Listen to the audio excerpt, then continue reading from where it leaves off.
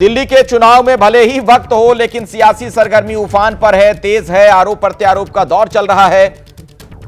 आम आदमी पार्टी कम से कम प्रत्याशियों के नाम के ऐलान के मामले में तो बिल्कुल फ्रंट फुट पर दिख रही है। जिस तरीके से सभी प्रत्याशियों के नाम का ऐलान कर दिया गया, आज उनकी आखिरी लिस्ट भी आ गई। कांग्रेस की भी एक लिस्ट आई है, लेकिन अभी बीजेपी की लिस्ट का इंतजार चल रहा है।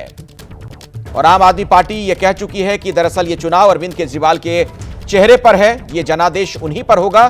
खुद केजरीवाल ने भी इसका जिक्र किया था जब उन्होंने मुख्यमंत्री पद से इस्तीफा दिया था। उन्होंने कहा था कि ये जनादेश होगा, ये जनता बताएगी कि मैं ईमानदार हूं कि भ्रष्ट हूं, और दोबारा जब चुनकर आऊंगा तो मुख्यमंत्री बनूंगा। बीजेपी ने उनके खिलाफ भ्रष्टाचार का बड़ा नैरेटिव गढ़ा है। और हमारे साथ एक बार फिर से संजीव झा जुड़ गए हैं।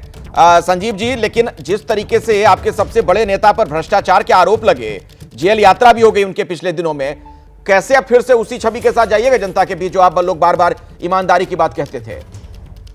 देखिए, बीजेपी कोशिश की, अरविंद केजरीवाल जी की पूंजी ईमानदारी है, और दिल्ली और देश की जनता मानती है कि अरविंद जी की ईमानदारी से कोई कॉम्प्रोमाइज नहीं है। कई सारे एग्जाम्पल सेट किए, कोशिश की कि हम बेईमान साबित कर दें, जेल भेज दें, लेकिन दिल्ली की जनता जानती है जिस तरह से अरविंद केजरीवाल जी ने दिल्ली को चलाया है, पैसे बचा करके जनता को दिया है, दिल्ली की जनता मानती है कि अरविंद केजरीवाल ईमानदार है। और आप देखिएगा, आप सर्वे करवा ली जनता से, जनता आपको कहेगी कि अरविंद केजरीवाल हमारा मुख्यमंत्री बनेगा, अरविंद केजरीवाल ईमानदार व्यक्ति है, अरविंद केजरीवाल जनता के लिए काम करती है।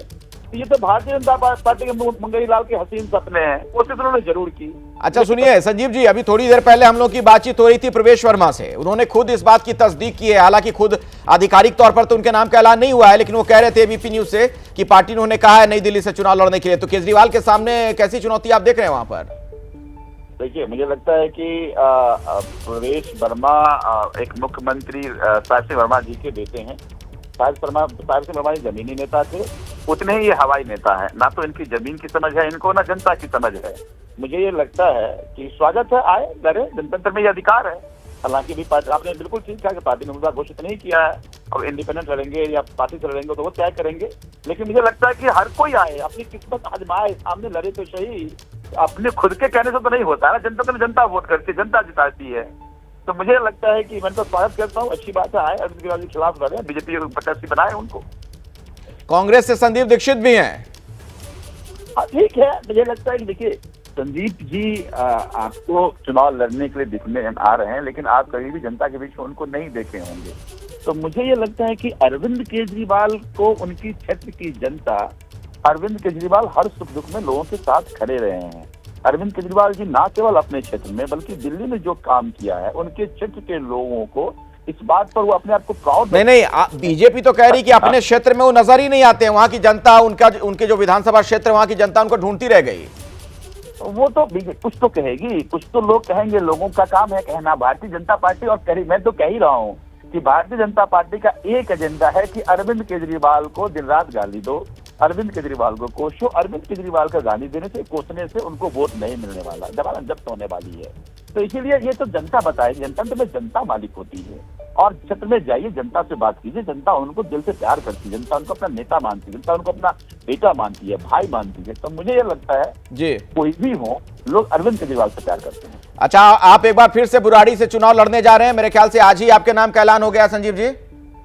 जी जी जी जी, हाँ बिल्कुल बिल्कुल। चलिए, तो आपको बधाई हो, आपका नाम एक बार फिर से आ गया है प्रत्याशी के तौर पर।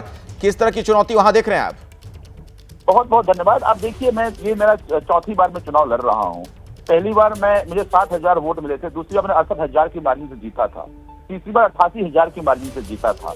मुझे लगता है कि बुराड़ी की जनता ये मानती है कि आज उन अपने नेता से बात कर पाते, अपने नेता से मिल पाते हैं, जो जनता के सुख दुख में साथ खड़े रहते हैं।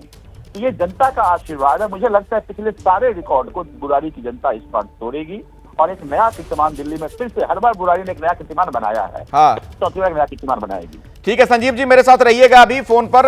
मेरे साथ हरीश खुराना भी जुड़ गए हैं भारतीय जनता पार्टी से। हरीश जी, अगर आप सुन पा रहे हो, संजीव जी हमारे साथ हैं। फिर से रिकॉर्ड टूटने वाला इस बार, आम आदमी पार्टी सारे रिकॉर्ड तोड़ेगी।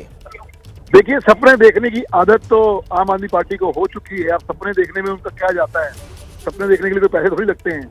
लेकिन आज सच्चाई, दिल्ली की सच्चाई ये है कि दिल्ली के अंदर अब भारतीय जनता पार्टी की सरकार वापस आ रही है।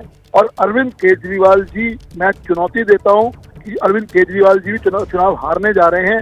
ये ग्राउंड की सच्चाई है। और अगर ये ना हुआ होता तो जिस प्रकार से इन्होंने थोक के भाव टिकटें बदली हैं, इंपोर्टेड कैंडिडेट उतारे हैं, इसका क्या दिखाता है कि इनके पास ना अपने कैंडिडेट है, ना अपनी विचारधारा है, ना अपने कामकाज बोलने के लिए कामकाज है। इसलिए मुझे लगता है कि कुछ भी कर लें, टिकट डिक्लेयर कर ली है, लेकिन ग्राउंड की सच्चाई ये है कि दिल्ली की जनता इनसे बहुत नाराज है, हिसाब मांग रही है पिछले 10 सालों का। और इनके बाद सुन रहे हैं संजीव जी, दिल्ली की जनता बहुत नाराज है। और दूसरी बात वो भी कह रहे हैं हरीश खुराना कि आप लोगों ने जिस तरीके से इतने इंपोर्टेड लोगों को अपने यहाँ रखा है, आयातित लोगों को टिकट दिया, इसका मतलब है कि आप लोग डरे हुए हैं, हताश हैं इस बार। देखिए, एक बात समझिए, हालांकि हरीश खुराना जी भाई हैं और मदन लाल खुराना जी के बेटे हैं। मैं तो चाहता हूँ भारतीय जनता पार्टी इनको टिकट दे, लेकिन आपने वो टिकट नहीं दिया। उम्मीद करता हूँ कि इस बार टिकट इनको मिल जाएगी, चुनाव लड़ेंगे, जनता जमीन की समझ आ जाएगी। एक बात। दूसरी बात, मैं ये मानता हूँ कि अगर यही लॉजिक बाई कर लें तो भारतीय जनता पार्टी इस बार चुनाव लड़ रही थी लोकसभा का, आधे से ज्यादा जो सांसद है या कैंडिडेट है वो दूसरी पार्टी से आए थे, तो फिर आप भी हताश थे, आपके पास लोग नहीं थे। तो ये उदाहरण कौन दे रहा है? देखिए, वो जो बाहर से आए हुए अपने कार्यकर्ताओं में इनको भरोसा नहीं है, बाहर से आए हुए ज्यादातर लोगों को वो मुख्यमंत्री बनाते हैं, मंत्री बनाते हैं, विधायक बनाते हैं, सांसद, वो हमें ज्ञान दे रहे हैं। तो मुझे ये लगता है कि यही डिस्करेशन भारतीय जनता पार्टी की इनकी बातों में। हरीश खुराना जी, पर उपदेश कुशल बहुतेरे, वही वाला मामला है क्या? हम तो चलो, हम ये हमारे ऊपर आरोप लगा रहे हैं। इनकी पार्टी तो डिफरेंस थी ना, ये तो कहते थे कि हम तो राजनीति बदलने आए हैं। तो अब इनको यही भारतीय जनता पार्टी के कार्यकर्ता, यही कांग्रेस के कार्यकर्ता इनको अच्छे लगते हैं। और ये वही लोग हैं जो यही भारतीय जनता पार्टी पे पानी पी के गाड़ी निकालते थे। हाँ, ये बात तो देखिए संजीव जी है, इसका जवाब आपको देना चाहिए कि जिन लोगों के खिलाफ आप आरोप लगाते रहे, बीजेपी को, कांग्रेस को, सबको करप्ट बताते रहे, अब उन्हीं लोगों को ला रहे हैं धड़ाधड़ पार्टी में आप। देखिए, एक बात समझिए कि हर किसी पार्टी में सब करप्ट नहीं होते। मैं तो कहता हूँ हरीश खुराना जी अच्छे व्यक्ति हैं। मैं तो कहता हूँ इनके पिताजी मदन लाल जी दिल्ली की राज्य की लड़ाई लड़ा, पूरे राज्य में उसकी लड़ाई लड़े थे। तो सारे लोग नहीं है। हाँ, मैं मानता हूँ कि इनके प्रधानमंत्री, इनकी मंत्री, इनके गृह मंत्री भ्रष्ट हैं, शर कर रहे हैं। तो कतई सारी पार्टी कभी भ्रष्ट नहीं होती, उसमें भी अच्छे लोग होते हैं, उसमें भी जमीनी लोग होते हैं।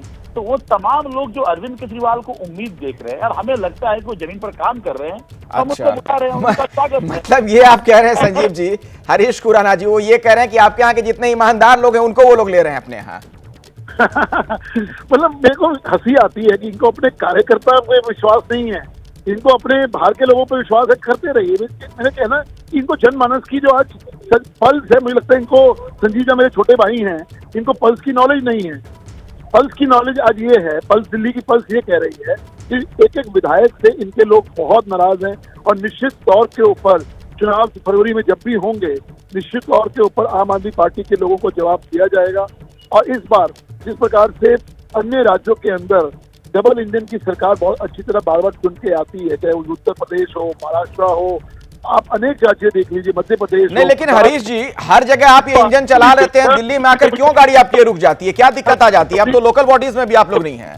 सर, मुझे कंप्लीट तो करने दीजिए ना। हाँ, बोलिए। कंप्लीट करने दीजिए कि मुझे लगता है कि इस बार दिल्ली की जनता ने देख लिया, क्योंकि दिल्ली की जनता में, यहाँ जो दिल्ली की जनता रहती है वो पूरे राज्य हिंदुस्तान से लोग यहाँ आके रहते हैं। तो मुझे लगता है कि अब लोगों ने देखा कि किस प्रकार से दिल्ली के अंदर भी अब वो चेंज चाहते हैं और डबल इंजन की सरकार चाहते हैं। केंद्र के अंदर भी मोदी जी की सरकार और दिल्ली के अंदर भी भारतीय जनता पार्टी की सरकार होगी तो निश्चित तौर के ऊपर विकास होगा। तो पिछले 10-15 सालों से विकास रुका हुआ है, अब दिल्ली का विकास होगा और नए आयाम तय होंगे। मैं एग्जाम्पल देता हूँ, दिल्ली के अंदर जो मुख्यमंत्री थे वो विजनलेस मुख्यमंत्री थे। आज से जब 93 में खुराना जी मुख्यमंत्री थे, दिल्ली के अंदर मेट्रो लेके आए थे। सोचिए दिल्ली के अंदर मेट्रो ना होती तो दिल्ली का हाल क्या होता। इसलिए विजन होना चाहिए, तो वो विजन नहीं है। आने वाले 15 सालों के अंदर, 20 सालों के अंदर ठीक है, कैसे होगी। मैं बीच में आपको रोक रहा हूं हरीश जी। अरविंद केजरीवाल ने एक पोस्ट पर सोशल मीडिया पर कुछ बात कही है, वो मैं दर्शकों को पढ़ के बता दे रहा हूं। उन्होंने कहा कि आज आम आदमी पार्टी ने सभी 70 सीटों पर अपने उम्मीदवार घोषित कर दिए हैं। पार्टी पूरे आत्मविश्वास और पूरी तैयारी के साथ चुनाव लड़ रही है। बीजेपी गायब है, उनके पास ना सीएम का चेहरा है, ना टीम है, ना प्लानिंग है और ना दिल्ली के लिए कोई विजन है। उनका केवल एक ही नारा है, केवल एक ही नीति है और केवल एक ही मिशन है, केजरीवाल हटाओ। उनसे पूछो 5 साल क्या किया, वो जवाब देते हैं केजरीवाल को खूब गाली दी। हमारी पार्टी के पास दिल्ली वालों के विकास के लिए विजन है, प्लान है उसे लागू करने के लिए पढ़े लिखे लोगों की एक अच्छी टीम है। पिछले 10 सालों में किए गए कामों की लंबी लिस्ट है। दिल्ली वाले काम करने वालों को वोट देंगे, ना कि गाली देने वालों को। खुराना जी, सुन रहे हैं आप क्या कह रहे हैं अरविंद केजरीवाल कि आप लोगों ने सिर्फ गाली देने का काम किया है? मुझे लगता है कि ये जो चुनाव है ये अरविंद केजरीवाल की नाकामी और जो भारतीय जनता पार्टी का जो विजन होने वाला है कि दिल्ली कैसी होनी चाहिए आने वाले 10-15 सालों के अंदर, हमारी जनरेशन हमको याद रखे, उस पर चुनाव लड़ा जाएगा। भारतीय जनता पार्टी एक विजन पेश करने वाली है कि दिल्ली के अंदर कैसे एक विकास होना चाहिए, कैसे दिल्ली आगे बढ़नी चाहिए। जैसे मैंने एग्जांपल दिया, हम मेट्रो हम लेके आए थे, आज दिल्ली वाले उसको याद करते कि शुरुआत जो की थी भारतीय जनता पार्टी ने की थी, वो शुरुआत ऐसी शुरुआत होगी कि आने वाली जनरेशन दिल्ली को एक अच्छी दिल्ली, साफ सुथरी दिल्ली देखना चाहेगी। मुझे लगता है कि हम उस विजन पे हम जाने वाले हैं और निश्चित तौर के ऊपर इस बार भारतीय जनता पार्टी की सरकार दिल्ली के अंदर वापस आएगी। संजीव झा जी, इतना बड़ा विजन है, आपने सुना हरीश खुराना जी को, कैसे मुकाबला करेगा इतने बड़े विजन का? बिल्कुल, मैं हरीश जी को सुन रहा था। मैं तो मान रहा हूँ कि मैं बिल्कुल मानता हूँ कि इनके पिताजी जमीनी नेता थे। इनके पिताजी का सपना था कि दिल्ली को पूर्ण राज्य का दर्जा मिले। उस सपने को साकार भारतीय जनता पार्टी ने किया। मैं तक सवाल भी, एक क्वेश्चन भी, बड़ी क्वेरी भी थी कि क्या हरीश खुराना चुनाव लड़ रहे हैं, क्योंकि बड़े इनके पिताजी बहुत बड़े नेता थे। उनकी विरासत को आगे बढ़ाते मुझे बड़ी खुशी होती, या उन्होंने जो सपना, अब आपको टिकट मिल गया संजीव जी, तो आप चुटकी ले रहे हैं हरीश खुराना जी से, है ना? खुशी होती। नहीं, मैं आता हूँ उस पे। तो मेरा ये मानना है कि आज 10 साल में दिल्ली ने देश को उम्मीदें दी। जैसा मैंने कहा कि हमने जो स्कूल बनाए, इनके 20 राज्यों में सरकार है, वो स्कूल कहीं नहीं बना। हमने जो अस्पताल या मोहल्ला क्लिनिक बनाए, 20 राज्यों में इनकी सरकार है, कहीं नहीं बना। 24 घंटे बिजली, मुफ्त बिजली, सस्ती बिजली हम दिल्ली में दे रहे हैं। 20 स्टेट में सरकार है, 20 स्टेट में दिल्ली से महंगी बिजली ये लोग दे रहे हैं और 24 घंटे नहीं दे रहे हैं। तो हमने दिल्ली के जरिए देश को उम्मीदें दी है, उस उम्मीदों पर काम कर रहा है। तो चलिए, इस बार फिर से क्या दिल्ली की जनता आपकी बातों पर भरोसा करेगी? ये चुनाव के नतीजों से स्पष्ट हो जाएगा। बहुत बहुत शुक्रिया हमारे साथ जुड़ने के लिए। तो अभी की इस बड़ी खबर पर विस्तार से पूरी जानकारी हमने आप तक पहुंचाई है। आम आदमी पार्टी ने सभी प्रत्याशियों के नाम का ऐलान कर दिया है।